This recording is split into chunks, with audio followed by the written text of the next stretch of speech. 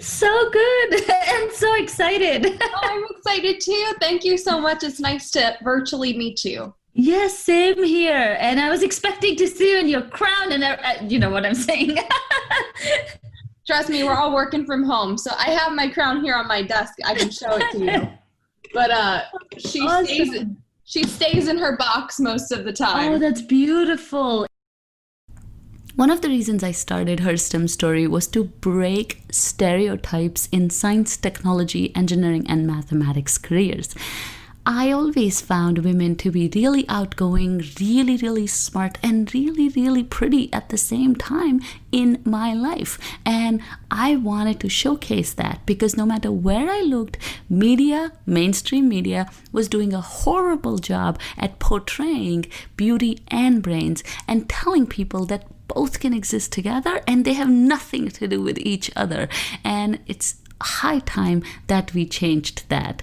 Today's guest has been on my dream guest list for a long time, and I'm super excited because she's breaking stereotypes in both industries, the beauty industry and in the STEM industry, left and right. Like, she is someone you've already seen on YouTube. You have seen her experiment on the Miss America talent round. So she is here to tell us all about her journey, her STEM story, and everything that makes her so special. I'm so excited to talk to Miss America. So let's get started.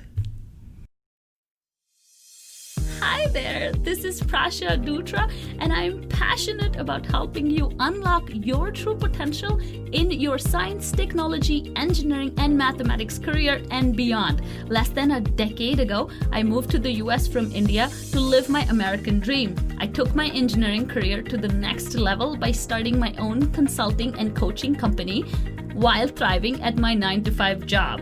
Money, time management, career planning, and personal growth are all things we'll discuss here. From expert guests and their stories to my own lessons, this show is an ongoing masterclass in how to believe in your brilliance and conquer your STEM career with confidence. Get a pen and paper and get ready for an education you wish you had in school.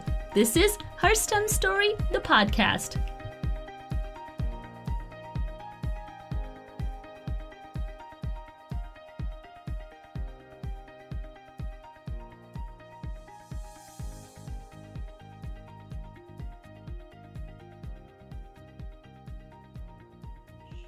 Hi, Camille. Thank you so much for joining us today. Thank you so much for having me. I'm so excited to be here with you. Oh, I'm having a fangirl moment. Oh, stop. I'm just a normal human being. This is so great. So tell us, how have you been coping up with COVID-19 and everything's going on? How do you feel?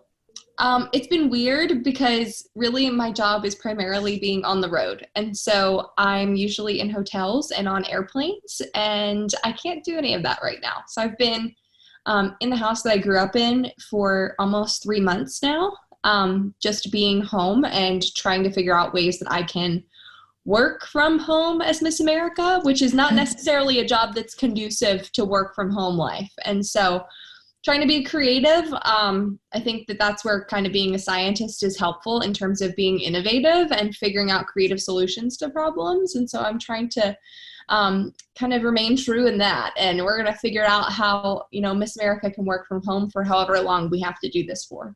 Yeah. So a lot of people don't know Miss America is actually a job. So tell us a little bit about your job. Oh my goodness. It is more than anything a job.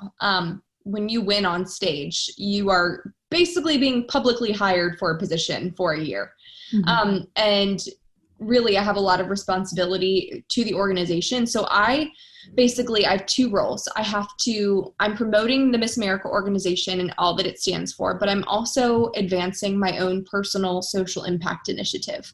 And so for me, I'm a doctor of pharmacy student, and so I work a lot on medication safety and abuse prevention. That is my cause that I work on throughout my year. So a lot of the events that I go to are related to pharmacy, related to drug safety, related to substance use disorders.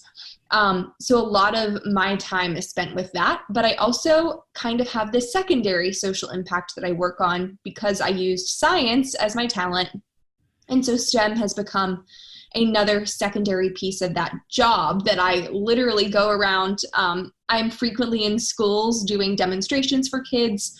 I've now transitioned to doing science video series for YouTube and potentially for some local stations in Virginia. It's been a really interesting experience, but it is quite literally a full-time position. I am very actively working from home, and although my role and job has changed, it's a demanding position. But it comes with a lot of scholarship money. So that is also a huge bonus. Yeah, definitely. I think a lot of people don't realize like what happens after the crown, right? And what it takes to deal with being a public figure, That has been a huge transition for me. And quite literally, I never got into this to become some kind of like a public figure. And that's kind of something that comes as a secondary piece of doing this job. And that's been a transition because I'm just I really honestly think of myself as just a normal person. And it's changed a lot of the way that I interact with people. And so that's been a really weird transition for me. But I think it comes with a lot of responsibility to kind of be that role model for younger people. And so that was something that was always really important to me. So it's given me a bigger platform to do that. Yeah, that's amazing. And what has been your biggest struggle with being a public figure now? I think the biggest thing, and this is actually something that I think is true for a lot of people, not just those who are in this public figure role, people on the internet who are just mean. And it's hard because, it doesn't hurt me in a personal way. But when I think about younger teens or people who are using social media, kids, and the kind of things that people can say behind a screen and just have no care for another human being. And that has been something that I have faced being somewhat of a public figure, especially doing a talent that was really different. A lot of people didn't like what I did on stage. And a lot of people are not afraid to tell me that. And that's okay. But I think about younger people who don't necessarily have the maturity and the wherewithal to deal with things like that, and how that can kind of go into the cyberbullying type of thing. And it makes me very, worried for the younger generation on how they can cope with that.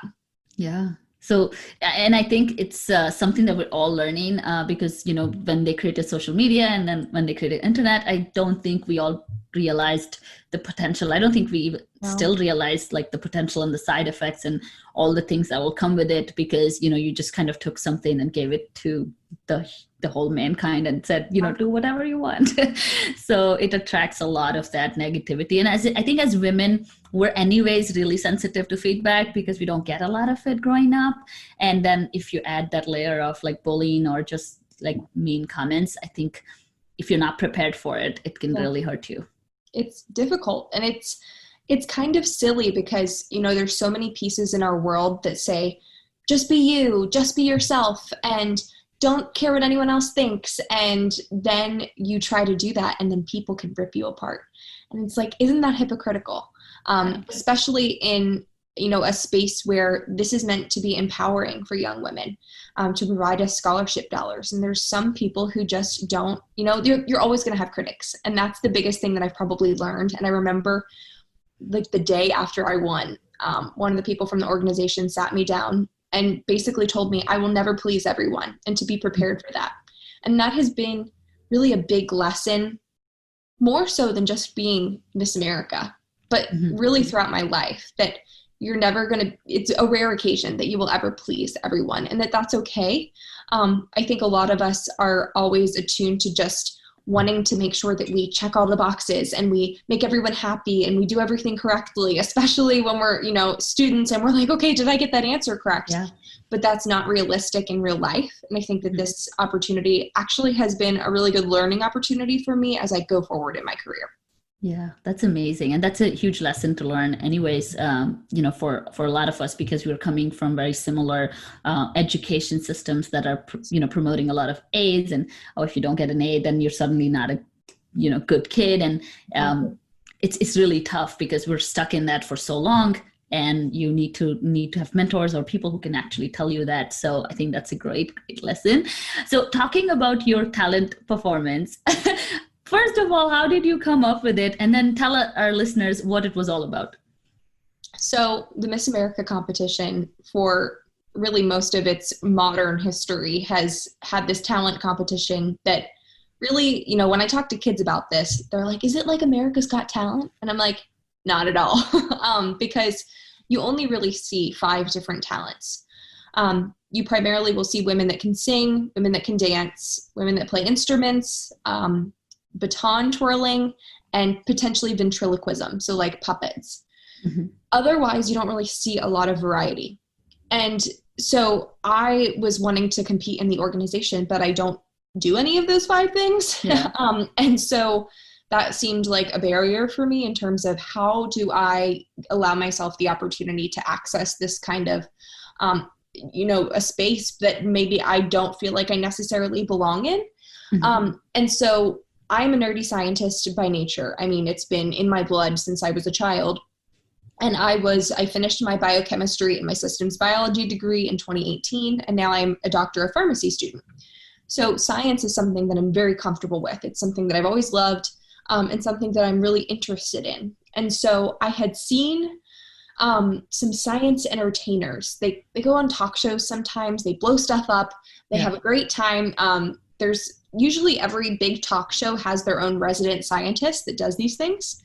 And I'm like, what if I did something like that? So I'm kind of Googling and I'm looking at all these different ways. I was like, science on stage. And I come across a woman who was Miss Vermont 2015. And so she went to Miss America and she did a science demonstration on stage. And I'm like, how crazy is that? Someone's done this before. Like, this isn't the craziest idea I've ever had. So I reached out to her and I said, hey, I kind of want to take this idea that you started and run with it. And I'm like, is this okay with you? I don't want to steal your idea. And she was like, no, I'm happy to have you do this. And she gave me a lot of kind of tips of where she got her chemicals and how she kind of prepared for this. And I learned from her and I brought it to my local competition, just kind of as a way to allow me to compete. And I'm like, I don't know if this is going to get me anywhere. I don't think this is, but I wanted to try it. And I won the local competition. I actually won the talent award there. I went to Miss Virginia. I won the talent award, and then I won Miss Virginia, and then I went to Miss America. I won the talent award at Miss America and won Miss America. So it's interesting because it's kind of a lesson of perceived barriers that we have for ourselves. And sometimes when you do something innovative, it can really propel you. And so definitely, I think it's very analogous to, I think, inventions. If we have a product that's new and it solves an issue that maybe we see and people are like, wow, this is really new. I really like this. It's like the something new and shiny that people want to get. Yeah. And I think that was what I was able to do. And I'm really, really grateful that I did that. And bonus, the girl who helped me prepare from Vermont was actually there at Miss America and watched me win. And so that was a wonderful experience, I think, for her as well, to see that someone took what she did and respected that and continued that forward. And so couldn't do without her. So it's been really cool. That's awesome. And there's so many lessons there. As you were talking, I was thinking about, how women can support women, how, when you have an idea, don't be hesitant to reach out. Don't feel like because someone has done it, you can't, there's just so many lessons there. And then also playing on what you're already good at instead of trying to learn how to sing or dance at the last minute, and just accepting that, hey, this is who I am. And, I'm going to just sort of step into my own brilliance and show up. And I feel like there's so many lessons there, especially the collaboration one. I think women don't do that enough. Yeah. And so what would be your advice to young women who are afraid to make that connection with other peers? Oh gosh, I think that it's always better to reach out, because I think more often than not, people who do something that you admire want to share that with you. I think that when we have a passion for something, the best compliment that we can get is for someone else to be really interested in that and want to learn from us. But I also think it's important, and it's something that I strive for as I do this, both in the demonstration I did on the Miss America stage and as I continue, is making sure that you take that person, but also give them credit for what they have helped you learn. that is the biggest thing. And ask permission also, if you can use that idea. And I think it's very analogous to maybe doing like a research paper for a journal, or submitting, you know, a grant application, all of those big science things that we are all used to doing. You would never take someone's work and then not give them credit in there. So it's 100% okay to learn from those people and do research and, you know, get that mentorship. But when I use demonstrations that I have gotten from other people, I always take the minute to give the credit of where that idea came from. And I think that that will always build good relationships with all the people in whatever industry that you are in, to be like, oh, this woman wants to learn from me, but I know she's going to give me credit for what I've taught her. Yeah.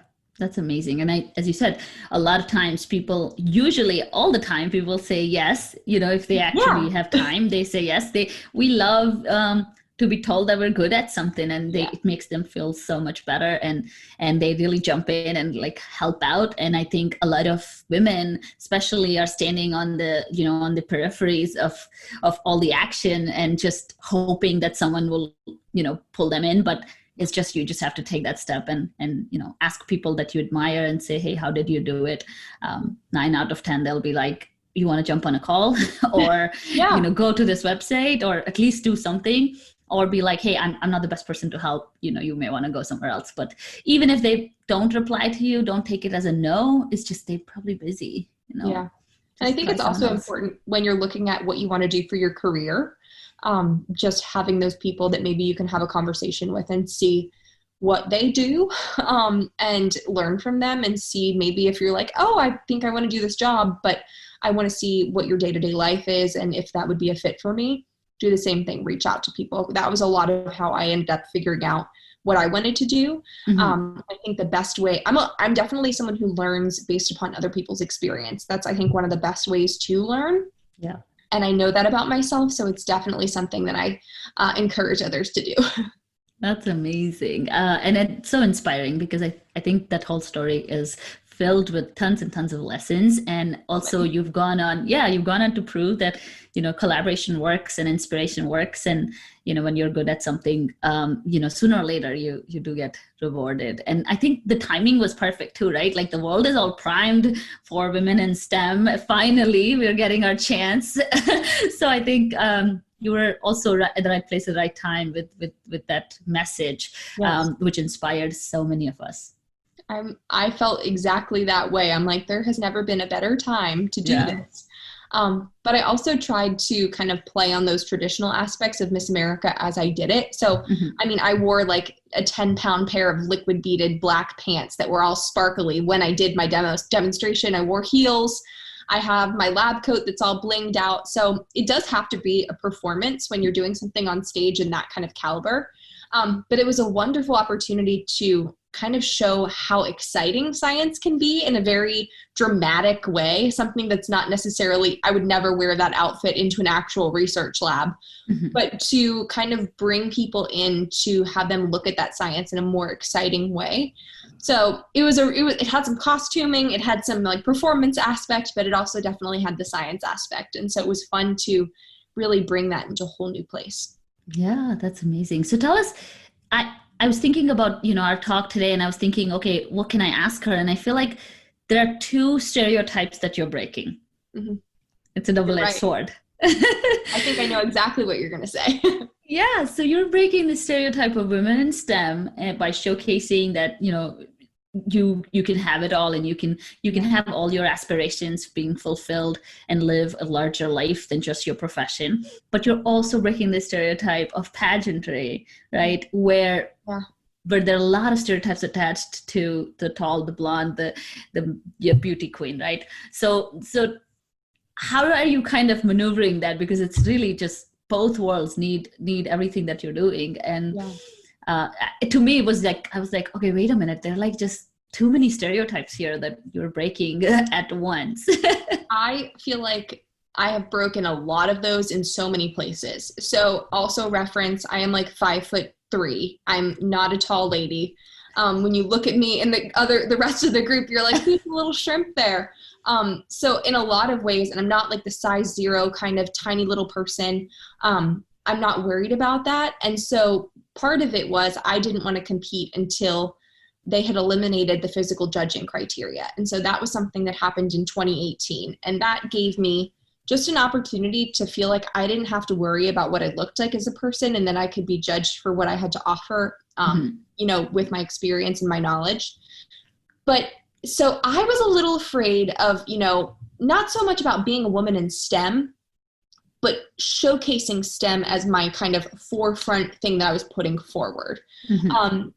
In every aspect, I kind of branded myself as the science girl in that group. There were plenty of other women in science who competed at Miss America, and there have been for many years. Yeah. But I don't really think that many people have put it right at the forefront the way that I did. And I wanted to play that in a certain way because that was who I was. And I wanted them to know that if they chose me, they were picking the science girl, and they knew that. But I think the more interesting part was that I was more worried how the science community would judge me on this. Because there has also been, there's this perception, and I've seen it with my own eyes, and it is a reality in some places that women in STEM there is no hair, there is no makeup, it's just completely like, I'm going to put on my shirt and my pants and go to the lab today, because their focus is not on appearance at all. It is solely on what their research and what they are doing is.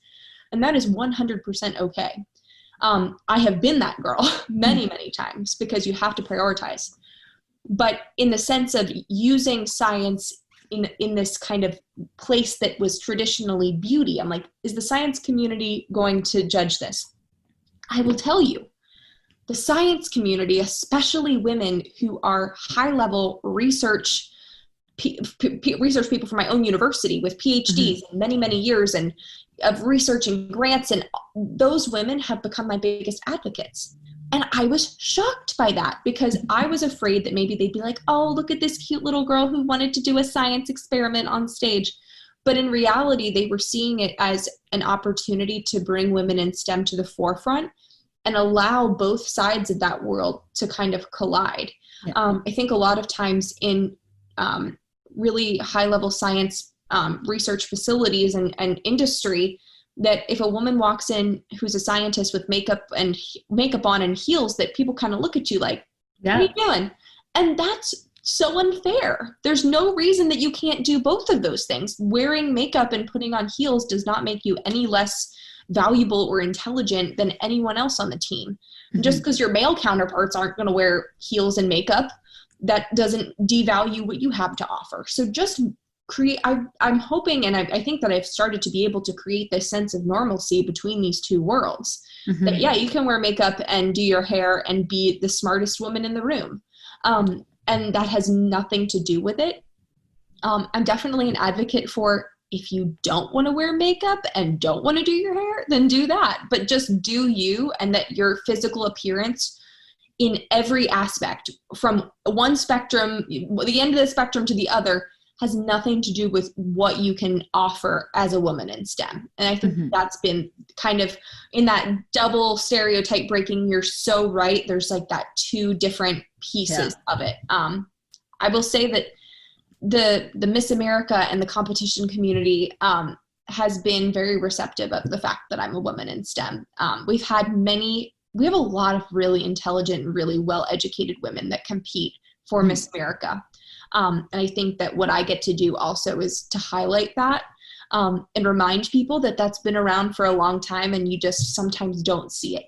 And it's important that we value how many people across the country. I mean, Miss Oregon, I'm going to call her out, is a full-blown chemical engineer who works on like semiconductors, and she is amazing. So there were other women who had as much background in STEM as I did. And so it's important for me to highlight them too.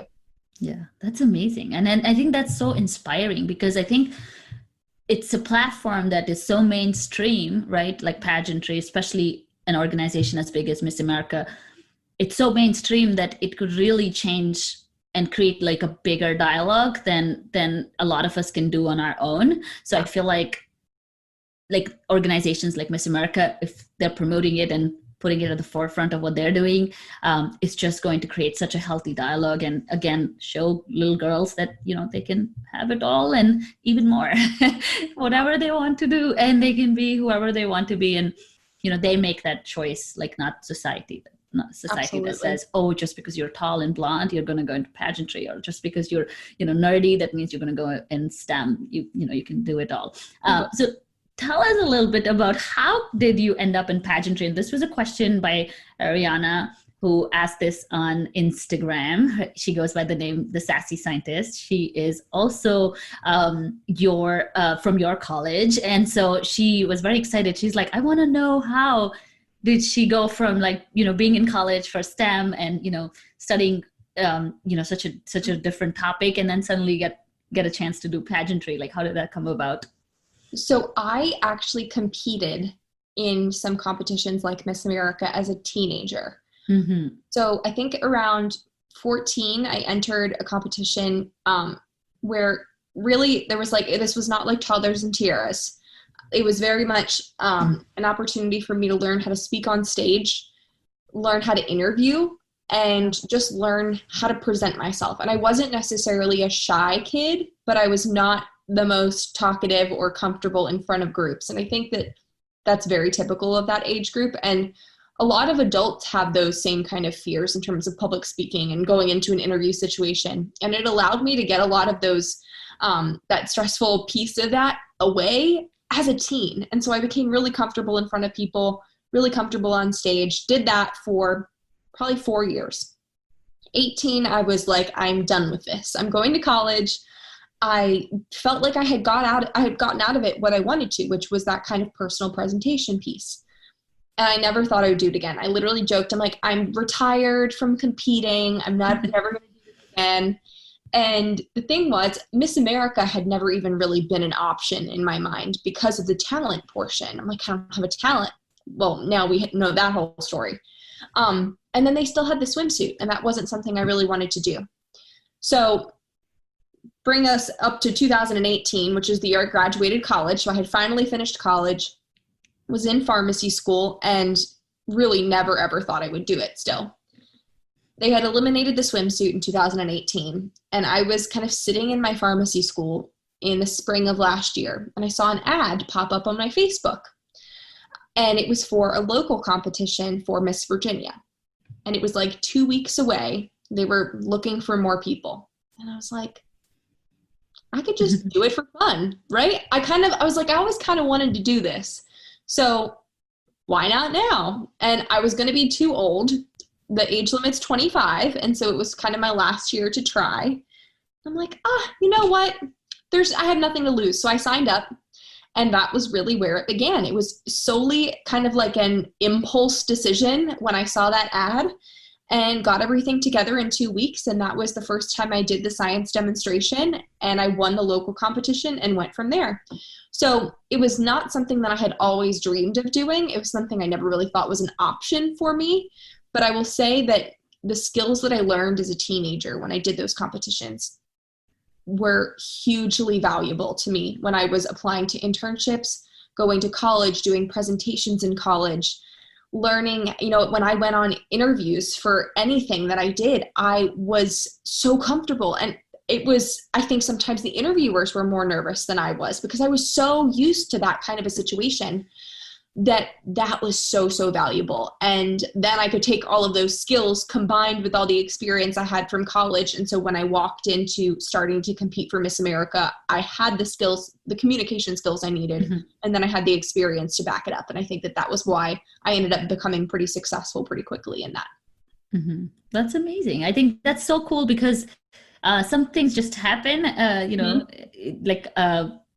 like spontaneously, and they're just meant to be. And then we don't even know all the skills that we're gathering on the way are just meant for that. And you're right. I mean, I think the more you try something, the better you get at it. I feel like that's another thing a lot of, at least the listeners of our show, struggle with is, I don't know if this post is perfect. I don't know if this blog is perfect. I don't know if I should start a podcast.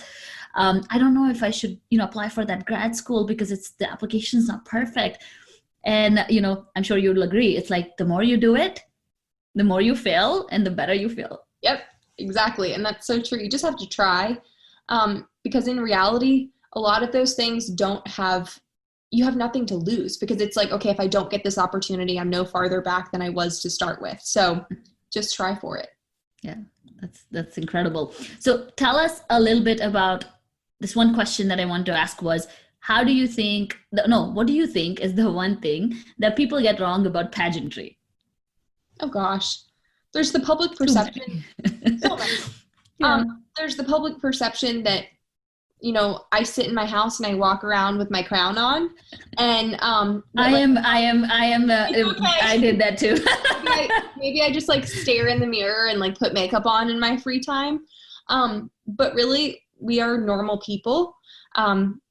I do normal things like everyone else. I try to not wear makeup anytime I don't actually have to. Mm-hmm. And, you know, I think the biggest thing, and what I'm trying to describe, is that people think that women who do this are very vain and very focused on that outward personal appearance more than anything else. And I think that's really not true. Of course, we like to put ourselves together sometimes, but that's not our priority. There's also still a perception a lot of times that we are not intelligent. And I get really frustrated with that. And I hope that within a couple minutes of speaking to me, whenever I go somewhere as Miss America, that I can help disprove that. And sometimes I don't think people tell me that that's what their perception is before they talk to me. But I think that sometimes, just based upon people's responses, that they are like, oh, wait, these people actually have a career and have an education. And this is not just, you know, the beauty queen. We always think of the beauty queen in the parade with the wave. And I get asked to wave all the time, which is just, it's funny that that's the first thing that I'm asked to do when I talk to people. And we have so much more to offer than that kind of thing. Yeah. So yeah, it's been an interesting experience, but more than anything, one of my favorite things to do is to prove people wrong. That's awesome. And I think you're doing it. You're doing it really, really well. You proved me wrong. I literally, like, this is how we're biased, right? We have internal bias is so strong. And I was like, as soon as I saw you, I'm like, wait, why did I imagine her in a crown? That is so silly. I just wear it. I will say I do wear it sometimes on Zoom calls in my bedroom now, because I've done so many interviews. Yeah. We'll have you wear it afterwards and take a selfie. So that's awesome. So tell us, what is your superpower? Oh gosh. Drinking ridiculous amounts of coffee? Not actually. But that is kind of my superpower. But I think my biggest superpower is, you know, just being like a change maker, I think, is the biggest thing. I think that throughout this whole process, every single thing that I do has kind of been non-traditional. From how I became Miss America to literally how I'm doing my job as Miss America, whether or not that is under my control or not. Thank you, COVID. But really, more than anything, just being someone who can change things and isn't afraid to change things. That's probably my best answer. That's wonderful.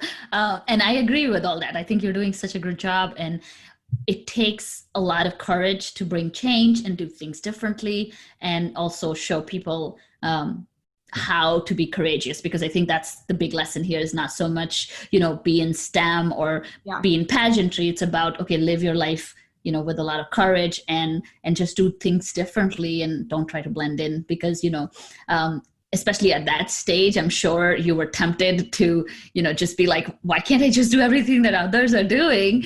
But it takes courage to like do things differently, for sure. It would have been easier to sing, because I wouldn't have had to bring so many chemicals.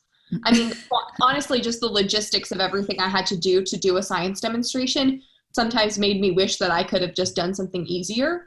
Like, oh, these other girls just bring their shoes, like to dance. They bring like an outfit to sing in, and here I am with all this stuff. But it was so important that I did that. So it was worth it. Yeah. Wonderful. So tell us, how can women start believing in their brilliance in STEM fields? Oh gosh, I think more than anything, you know, sometimes we hear about women in STEM, women in STEM, women in STEM. And it's important that we think about women in STEM, but I think it's more important that we think of ourselves as equals to everyone else around us. And I think that sometimes when we focus too much on being a woman in STEM, we kind of ostracize ourselves from the rest of the group. And it's important that women have representation, but I wouldn't ever want a woman to feel like she's walking in not as an equal as anyone else in there because she's a woman.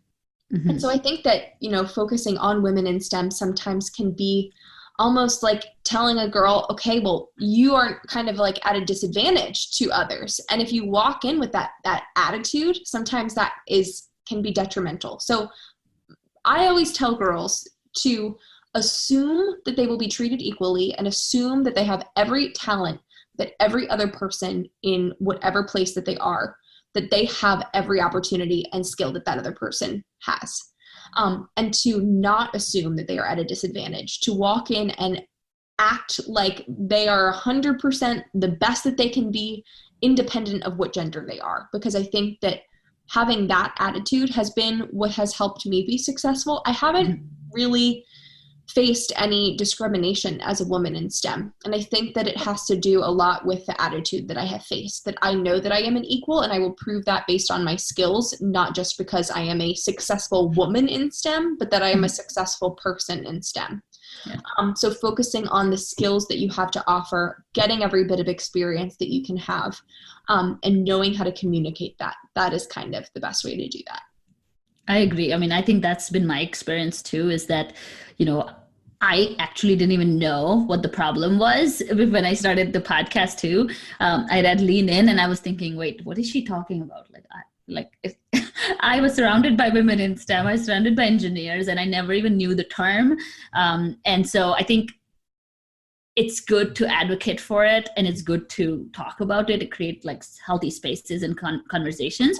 But it's not ideal to lead from it. As you said, it's ideal to lead from, we're capable of doing everything. There's nothing different between us and other people. And, we can do anything that we set our hearts at, just believing in yourself to begin with. So tell us how our audiences can help you with your social impact initiative, Mind Your Meds. Oh my goodness. So many ways. So I really am an educator in terms of medication safety and abuse prevention. So for anyone listening, definitely take the minute to educate yourself on any medication that you are taking. I just did an entire webinar series in the last month on safety with pain medications like opioids, and then also how to keep your kids safe with medications. So if you're a parent and you have a kid who's taking a medication, or if you have medications around your kids, go to the CDC's website, upandaway.org. It's a really helpful resource for people, how to make sure that you can keep your kids safe when you have medications in the house. But I also work a lot on the opioid epidemic, which is happening in the country, which is interesting because in some ways it's a product of scientific innovation. Yeah. Because a lot of this problem has stemmed from the pharmaceutical industry, and one particular pharmaceutical company in particular, making sure that you're responsible and teaching your kids about the dangers of drugs. And it's something that we think about. I mean, I had drug and alcohol education as a young person, but the more and more that I do this, the more that I learn how important it is for those kids to be exposed to the dangers of things like drugs and alcohol at a young age, especially drugs like opioids, which is an increasing problem. And so I do a lot of educational work. The biggest thing I think that people could do, get naloxone trained. If you don't know what naloxone is, it's the opioid overdose reversal medication. Mm-hmm. It's a nasal spray, and it's something that you can carry on your person. And if you ever encounter someone in an overdose situation, you're basically the first responder for them. It's kind of like getting CPR or first aid trained, but it's just for those who are experiencing overdose. That's one of the biggest ways that you can help and kind of bring people back if they're ever in a situation that could be life-threatening. You're basically giving those people a second chance. So that's a lot of what I do. But just mind your meds, literally be mindful. And that's the biggest thing. Medications have such power, but they also have an opportunity to hurt us if we're not using them properly. And especially, people think that just because something's a prescription medication that it's 100% safe, right? It can't hurt me. But in reality, if medications aren't used properly, that they can be just as dangerous as street drugs. And so that's kind of my message throughout this year. Yeah, That's so lovely because it kind of ties in your entire brand, your message, what you stand for, what your education is, and how you're trying to give back, in the best possible way. And I think it's such an important topic, not discussed often enough, and much needed for so, as you said, something that we created, and it's if you think about it, it's so silly if you think about it like, oh, we created it to cure a disease, but now look how out of control it has gotten. So I think that's great, and we'll share the links if there are any links to kind of support your work in the episode notes, and people will be able to do that and help you. The other question I had was, which I just thought about, you have to tell us, what's the scholarship amount when you win Miss America? Okay, so a couple different answers here. When you win Miss America, you get $50,000 of scholarship money, but you get scholarship every time that you win anything in the Miss America organization. And even like my first runner-up at Miss America got $25,000. So even if you don't win the title, if you're even like a runner-up, you get a certain amount of scholarship money. To make a long story short, throughout my time from the first competition I did for Miss America all the way through Miss Virginia and then to Miss America, I've won $77,675. So that's a huge amount of money. And I am in a doctoral program, but not a PhD program. So I'm paying tuition. And so I'm also paying out-of-state tuition, which is expensive. Okay. And that will help to pay for almost the rest of my graduate program. And I mean, when you think about how life-changing that could be, and that you don't actually have to win also to get scholarship money, even at the state level, like when I was Miss Virginia, I think my first runner-up got about $8,000 of scholarship. So every single thing that you do, even if you're not the winner, you are still winning in a lot of ways. And so that's the basis of our organization. And I'm proud to be able to kind of bring the scholarship piece of that to the forefront. Yeah. That's one thing I didn't realize for the longest time till I started interviewing people in pageantry, and I was like, wait, what? These people get like, really good support for school, and also, as you said, lots and lots of transferable skills, a platform to share your message, whatever that might be, and whatever that's close to your heart. And so I think Miss America is doing a great job, and I think you are doing a phenomenal job. We're all cheering on for you, and we're very, very excited to see where you're headed. Before I let you go, I have to ask you one question, which is, what's your favorite book? What is my favorite book? I'm going to go with one that I have read recently, and this is very on brand for me. There's a book called Dope Sick by Beth Macy, and it talks all about the opioid epidemic. Mm-hmm. And it gave me so much information that I did not know. I will tell you, I am a nonfiction reader. The fiction stuff, unsurprisingly to the whole science thing, the fiction stuff I just can't get into. But this was such an eye-opening thing. As someone who advocates for this and is in pharmacy, I learned so much that I didn't know. And I think that it's important that anyone could read it and understand so many of these like intertwined issues. So that's got to be my one right now. That's wonderful. Again, thank you so much, Camille, for taking the time and for sharing your story, and then also inspiring us through everything that you're doing. Thank you so much. It's been such a pleasure. Thank you for inviting me on here. And that was Camille with her amazing STEM story. Please use the links in the episode notes to follow Camille and her wonderful work. Next week, I'll be back with another solo episode. In the meantime, make sure you subscribe, rate, and review this podcast. Thank you so much for listening. Bye.